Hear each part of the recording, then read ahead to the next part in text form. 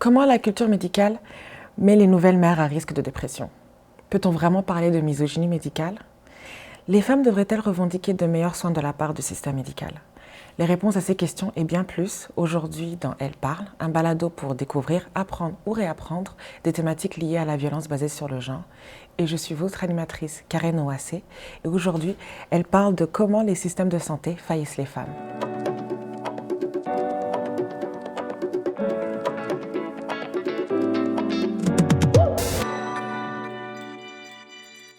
Alors Michel, pour les personnes qui ne te connaissent pas, est-ce que tu pourrais te présenter s'il te plaît? Oui, bien sûr. Donc, mon nom est Michelle Peterson. Je suis une psychothérapeute autorisée. Je suis aussi une personne qui a travaillé dans le milieu des services communautaires et sociaux pendant plusieurs années comme intervenante auprès de survivantes de violences basées sur le genre. Ouais. Je porte plusieurs chapeaux, comme mère monoparentale, comme quelqu'un qui a fait la politique par le passé aussi. Très bien. Bienvenue. La première question que j'ai pour toi aujourd'hui, est-ce que tu pourrais nous parler de misogynie médicale? Bien sûr. Donc, quand on parle de misogynie, d'abord, il faut comprendre qu'il s'agit d'attitudes de mépris ou de haine envers les femmes. Oui. Si on intègre ça dans le milieu médical, ça veut dire qu'il y a cette mépris, cette haine, ces préjugés envers les femmes qui reçoivent des soins médicaux. Ça peut se manifester de différentes façons. Des fois, c'est par les attitudes qu'on reçoit. Si je communique, par exemple, mes symptômes et qu'on roule les yeux, on ne me croit pas, on parle par-dessus moi, on questionne. En anglais, on pourrait parler de gaslighting, donc de détournement cognitif à ce moment-là. Oui. C'est différents exemples de comment ça se manifeste. D'accord. Et dans notre secteur, si tu ne le sais pas, Action ontarienne et derrière ce balado de Elle parle. Et donc, il y a toute une communauté féministe et surtout des intervenantes qui travaillent auprès des personnes qui ont vécu tout simplement des horreurs de violences sexuelles ou autres, entre partenaires intimes notamment. Et j'ai envie de te demander, est-ce que c'est pas pire pour les survivantes de traumatisme? C'est une question intéressante parce que si on considère n'importe quelle personne qui va chercher des soins médicaux est déjà dans une position vulnérable. Oui. Le rapport de demander de l'aide nous rend vulnérables et on donne beaucoup d'autorité à la personne qui nous aide, que ce soit un thérapeute, que ce soit un médecin, une infirmière, peu importe. Maintenant, si on considère les survivantes, les victimes de violences là-dedans, dépendant de leur processus, où ils sont rendus dans leur cheminement, il peut y avoir une vulnérabilité plus accrue. Si je suis en étape de choc, par exemple, je n'ai pas toutes mes facultés rationnelles, je suis dans un état de survie, j'ai plus de misère à articuler ce qui se passe pour moi. Donc, si c'est mal compris de l'intervenant qui m'accompagne, ça risque de rentrer en jeu, ça risque d'être encore plus vulnérable. Donc, dépendant de où la personne se situe, à quel point elle est en mesure de vraiment s'auto-représenter, ça peut être plus difficile, certainement. Oui. J'imagine que tu es au courant, mais il y a eu pas mal de témoignages de personnes qui ont été hospitalisées auparavant, dont leur expérience semblait très contrôlante, restrictive. Il y en a qui ont comparé ça à être en prison. Est-ce que tu penses que l'environnement que les institutions médicales créent soutient véritablement le rétablissement? C'est sûr que quand on parle d'hospitalisation, par exemple, c'est un milieu qui est vraiment particulier. C'est un milieu hospitalier souvent et l'approche est très différente. Quand on parle de rétablissement, c'est un processus à long terme. Ça ne se règle pas en 3 jours. Des questions de santé mentale, ça prend un suivi, ça prend un cheminement. Alors que dans des programmes hospitaliers, c'est plus une situation d'urgence. On cherche à stabiliser la personne, on cherche à réduire les symptômes qui peuvent perturber sa vie. Donc, c'est drôle les gestes que j'utilise. C'est comme on veut minimiser les comportements qui on juge non fonctionnels. Donc, c'est pas un milieu qui se veut propice au rétablissement à long terme. OK. Mais justement, pour les personnes qui viennent de connaître du traumatisme, est-ce que ça ne déclenche pas encore tous ces souvenirs, l'autorité, le contrôle? Certainement. Donc, je ne vais pas généraliser que pour tout le monde, oui, mais c'est certainement des choses que j'ai entendues de personnes que j'ai accompagnées. Si on fait le parallèle avec des expériences de violence interpersonnelle, dans cette dynamique-là de violence, il y a du contrôle, il y a de la manipulation, il y a souvent une restriction imposée sur la personne. Donc, une personne qui se retrouve en milieu hospitalier, qui vit cette expérience comme être réprimandée, être contrôlée, on voit les parallèles de pourquoi ça pourrait être aussi déclencheur pour cette personne-là aussi. OK. Mais dans le cas où, à ce moment-là, le personnel médical, il dit, pour les personnes qui ont des problèmes de santé mentale ou sont hospitalisées pour ce genre de cas, ces personnes peuvent avoir des comportements imprévisibles, explosifs, parfois dangereux. À ce moment-là, est-ce que tu dirais autre chose? J'ai une réplique à ça. OK. Je peux comprendre que les gens jugent ces comportements-là de dangereux, d'explosifs, d'imprévisibilité, tout ça. Pour moi, je travaille à partir d'une approche qui tient compte du traumatisme. Donc, quand je vois de tels comportements, je les comprends d'une perspective qui tient compte de l'expérience précédente, avant qu'elle soit devant moi, par exemple. Des comportements qui sont explosifs, imprévisibles, toutes ces étiquettes-là, sont souvent des mécanismes de survie. C'est des comportements qui sont des réponses au traumatisme. Donc, parce que je suis déclenchée, parce que ça me ravive une expérience passée épouvantable, je réagis en survie. Donc, en anglais, on parle de fight, flight or freeze. Je pense que les gens connaissent en général cette expression-là. Cette explosion-là, en fait, c'est un instinct de survie. Donc, quand on prend l'approche qui tient compte du traumatisme, on a beaucoup plus de compassion envers ces comportements-là et ça se peut qu'on intervienne différemment en faisant preuve de plus d'empathie envers ces comportements-là. Définitivement, plus d'empathie. Est-ce que tu penses que ce manque de compréhension des traumatismes affecte d'autres types de soins de santé, notamment? Certainement.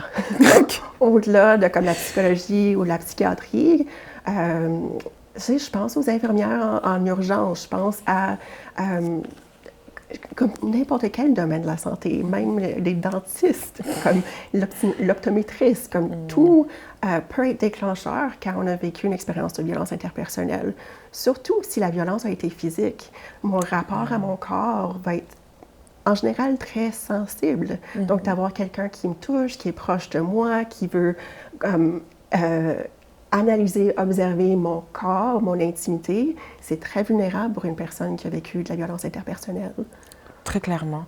Et d'après toi, comment on peut améliorer justement les soins pour les personnes qui vivent avec ce genre de traumatisme? Pour moi, c'est vraiment une question d'éducation, de sensibilisation. Je trouve qu'on revient souvent à ces notions-là. J'ai l'impression que si les gens s'y connaissaient mieux, ça serait pas tellement difficile d'intégrer une approche juste un peu plus empathique, un peu plus sensible pour veiller à certains signes, à certains comportements, puis à les désamorcer plutôt que de parfois... Les amplifier? Les amplifier, les dramatiser, rendre la situation encore plus dramatique que nécessaire. Oui. Bien, il y a beaucoup de femmes qui disent, et évidemment les statistiques aussi l'ont confirmé, qu'un grand nombre vont recevoir des diagnostics qui vont être erronés, parfois pendant très longtemps, reçus par des psychothérapeutes. Et en tant que psychothérapeute, qu'est-ce que tu penses, pourquoi ça arrive aussi souvent? Si je peux être franche, je crois que la réponse simple, c'est parce qu'on ne les écoute pas. Donc, c'est une question de prendre le temps, d'être à l'écoute, d'impliquer la personne dans le processus de diagnostiquer. Donc, de faire preuve de curiosité, de ne pas, par exemple, je te regarde, je détecte X, Y, Z et donc je tire mes propres conclusions sans même t'impliquer dans le processus, d'avoir ton opinion par rapport à est-ce que ça résonne pour toi? Oui. Est-ce que ça colle à ton expérience? Est-ce que tu te reconnais là-dedans? Donc, d'impliquer la personne dans une relation collaboratrice éviterait ce mauvais diagnostic-là, selon moi. OK. Ton point de vue, il est mitigé un peu, non? Parce que, est-ce que c'est pas le but pour un psychothérapeute de s'asseoir et d'écouter avant de parler? Certainement, mais dépendant des approches, comme moi, en tant que psychothérapeute, j'ai quand même un rôle assez privilégié ou un cadre assez privilégié. Il y a des gens qui payent pour mon service, qui prennent de leur temps, qui font un choix d'être là pendant 1 heure, typiquement. Donc, la dynamique est très différente. C'est un choix qu'elles font. Elles ont le privilège de pouvoir se payer ce service-là, alors que dans un milieu médical ou hospitalier, parfois les gens sont forcés d'être là, sont là contre leur gré. Parfois, un parent ou une personne proche à insister à ce que la personne reçoive de l'aide aussi. Donc, la dynamique va vraiment changer. Moi, je sais que les gens veulent que je les écoute et je suis comme payée pour le faire. Dans un cadre de comme l'urgence à l'hôpital, quand il y a une personne avec une jambe cassée, l'enfant qui a une toux, il y a toutes sortes de crises et d'urgences, de prendre le temps d'écouter empathiquement une personne avec une crise de santé mentale, c'est pas nécessairement la meilleure disposition pour le faire. Oui. Il y a aussi des cas où des femmes ont découvert éventuellement qu'elles ont eu qu'elles ont tout simplement des troubles de stress post-traumatique ou des troubles neurodéveloppementaux qui, au début, ils avaient été diagnostiqués plutôt avec un trouble de personnalité limite, qui, j'imagine, qui est un diagnostic avec pas mal de stigmas. D'après toi, pourquoi on voit ce diagnostic-là chez les femmes? C'est intéressant parce que le trouble de personnalité limite, c'est un diagnostic qu'on voit beaucoup plus chez les femmes que chez les hommes, curieusement. Puis, si on s'arrête aux racines de la psychologie, de la psychiatrie, à l'origine, ça a été fondé par des hommes. Et lorsqu'une femme ne répondait pas aux normes de genre, on l'étiquetait d'hystérique. Et il faut tenir compte de ces racines-là de la psychologie, de la psychiatrie. Ça vient d'aussi loin. Donc, pour moi, le trouble de personnalité limite pourrait, en quelque part, être l'hystérie, adaptée en 2024. Parce que c'est un peu le diagnostic de comme une personne qui ne répond pas à ce qu'on s'attend d'elle. Elle n'est pas d'accord avec un diagnostic, elle est méfiante de l'autorité, elle a de la misère à recevoir de l'aide.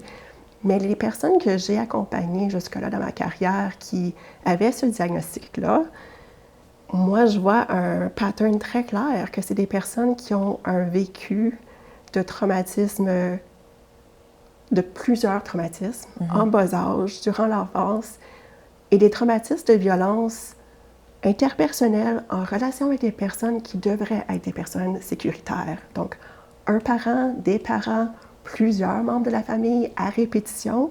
Donc, si on tient compte de cette expérience-là, bien sûr qu'en tant qu'adulte, la personne va encore se méfier d'une autorité. Donc, encore là, si on retrace et on prend cette approche qui tient compte du traumatisme, des expériences de la personne précédant le moment que je la rencontre, ça nous permet d'être beaucoup plus sensibles à ces comportements de survie devant nous. Ben oui, typiquement. Et on en revient à ce que tu dis, il y a un manque d'écoute. Parce que si on avait écouté, c'est des choses qu'on aurait pu trouver plus tôt. Oui, si on avait posé les questions, si on avait pris le temps de voir un peu plus comme le portrait global de la personne. C'est ça. Et donc, maintenant, en tant que... Tu as parlé du fait que tu es une maman monoparentale et aussi tu es psychothérapeute. Et quand on parle de santé mentale, pour les femmes ou pour les personnes avec un utérus, on peut parfois penser à la dépression postpartum. Bien sûr. Tu pourrais expliquer ce que c'est?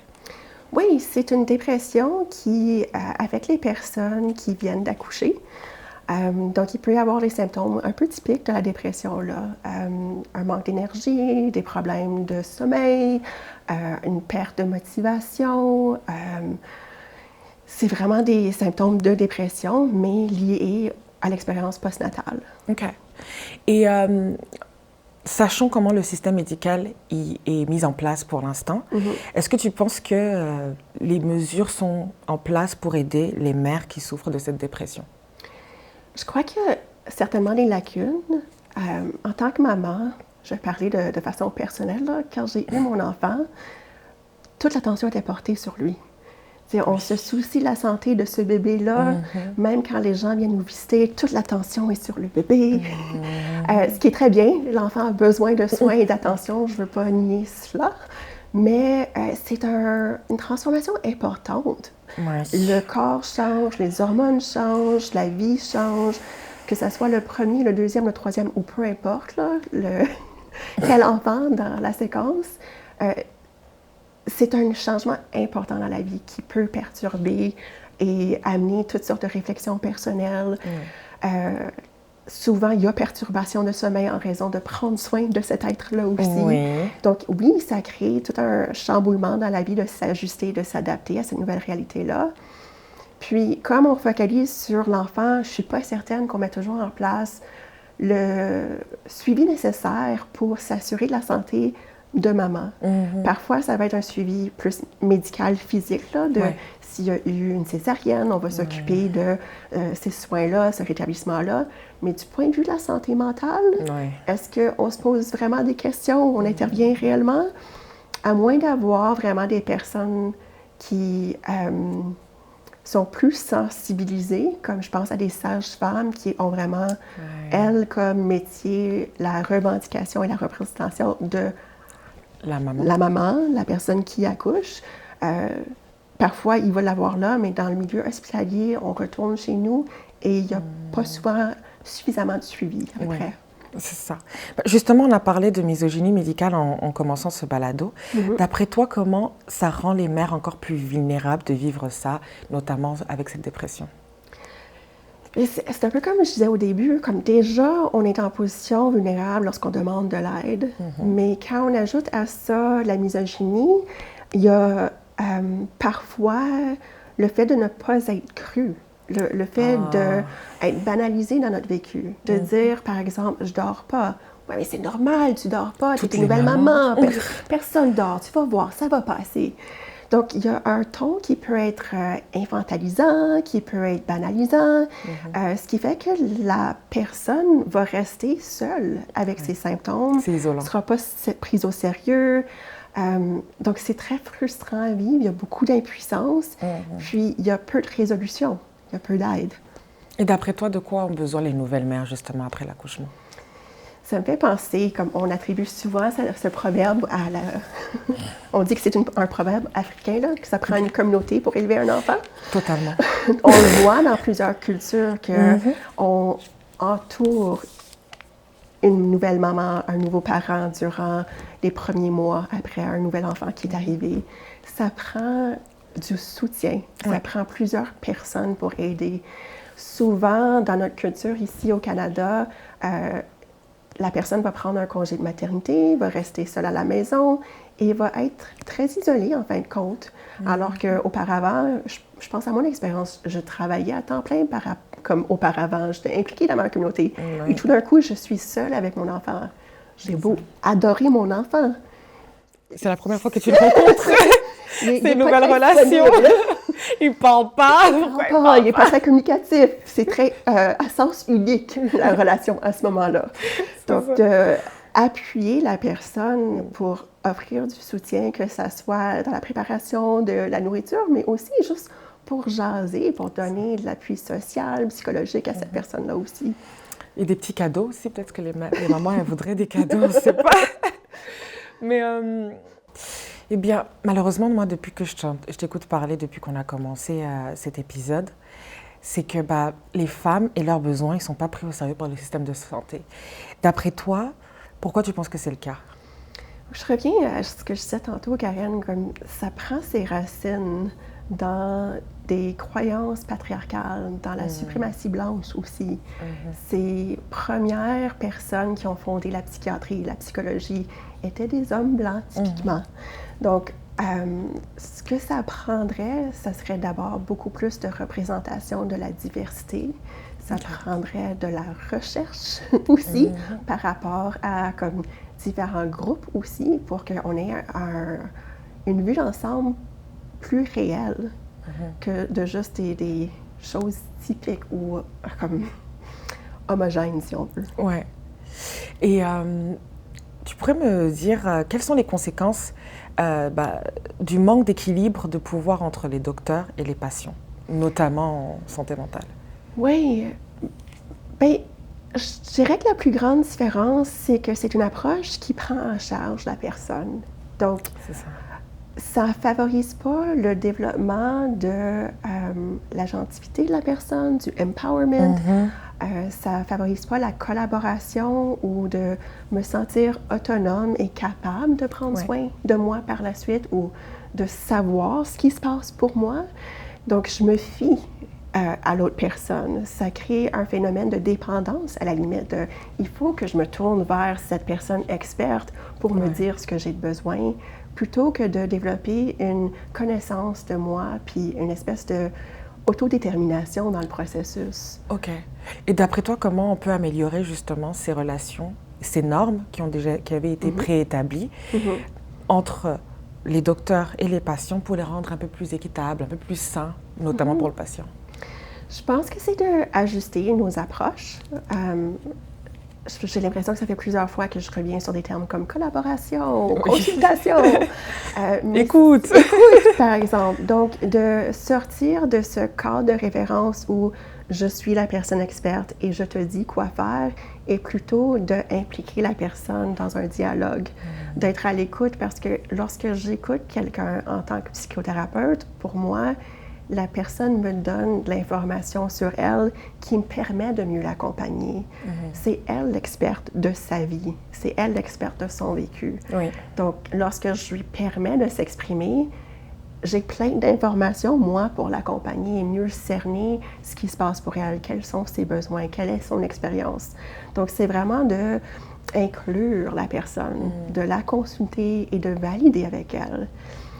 Ça me fait sourire parce qu'en venant du milieu féministe, on parle souvent de consentement, évidemment, mais c'est aussi une approche d'aller chercher le consentement de la personne qu'on accompagne en continu. Est-ce que ça résonne avec toi? Est-ce que ça répond à ce que tu me dis? Est-ce que je te saisis bien? Donc, tous ces commentaires qui cherchent à valider, c'est aussi une façon d'aller chercher le consentement, le buy-in, l'engagement de la personne que j'appuie. C'est ça.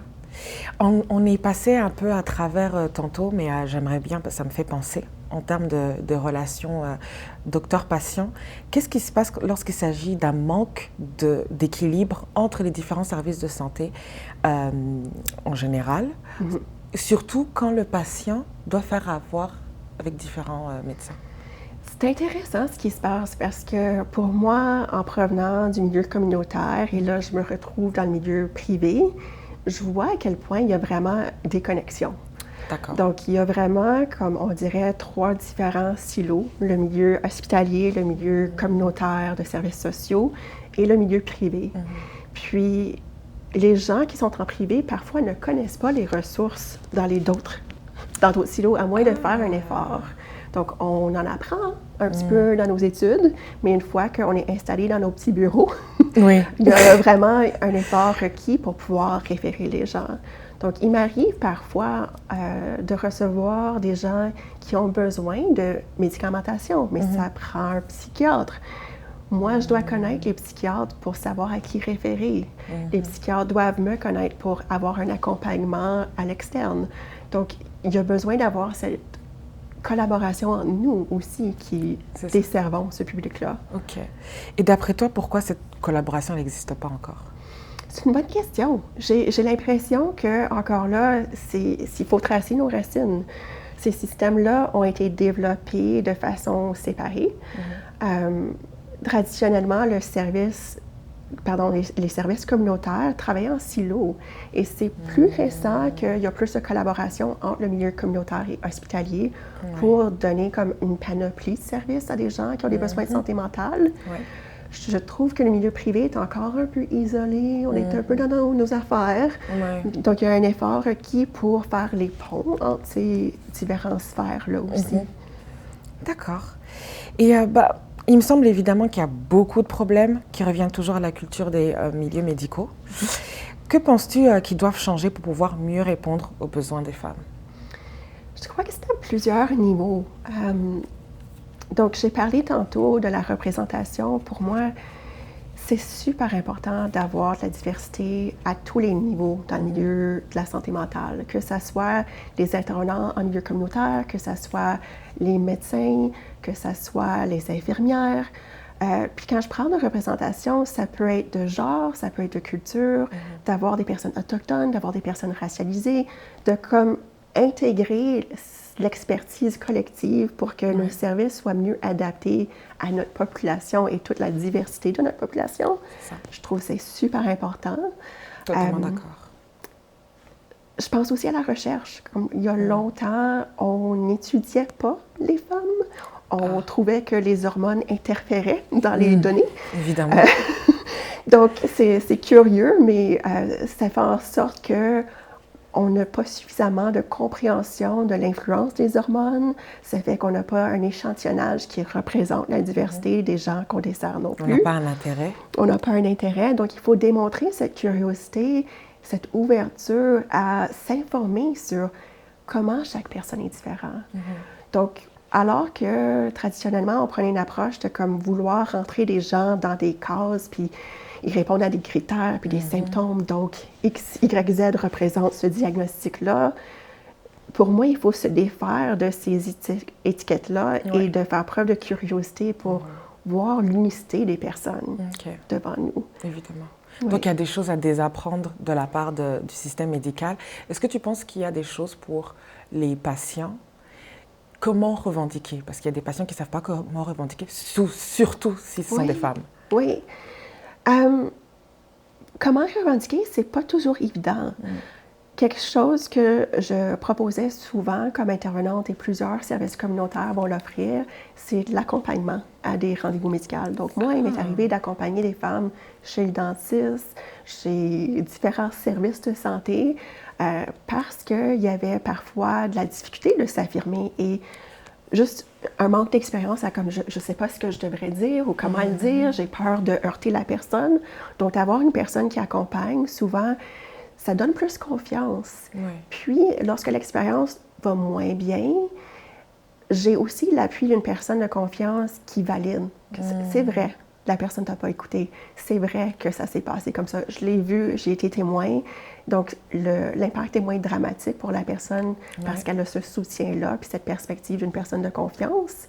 Mais aussi, ça permet à la personne qui accompagne de comme, pouvoir poser des questions ou d'agir de représentation aussi pour pousser parfois lorsque la personne est moins à l'aise ou plus vulnérable.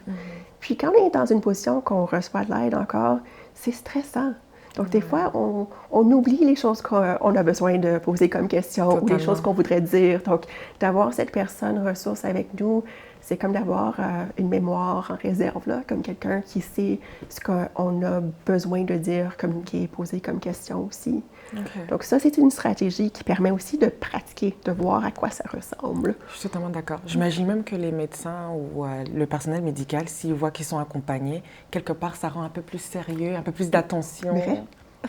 Tu vois? Oui. On a même entendu des histoires de parfois une femme accompagnée de son mari reçoit un traitement différent que lorsqu'elle est seule. Donc ça aussi, c'est plate, mais ça fait partie de la réalité actuelle. Donc, on fait ce qu'on peut pour aller chercher l'aide qu'on a besoin réellement, puis d'être entendu dans ce qui se passe. Eh bien, merci beaucoup, Michel, pour ton expertise. Ça me fait vraiment plaisir. Merci beaucoup à Michel et merci à vous tous de nous avoir écoutés et regardés. Et si vous souhaitez avoir plus d'informations à son propos, vous pouvez consulter le site web de michelpetersen.ca. Si vous souhaitez avoir plus d'informations concernant ce balado ou tout autre balado, vous pouvez consulter le site de actionontarienne.ca. Et nous remercions les studios de Livestream Junkies dans lesquels nous avons enregistré aujourd'hui. En espérant que vous avez passé un bon moment.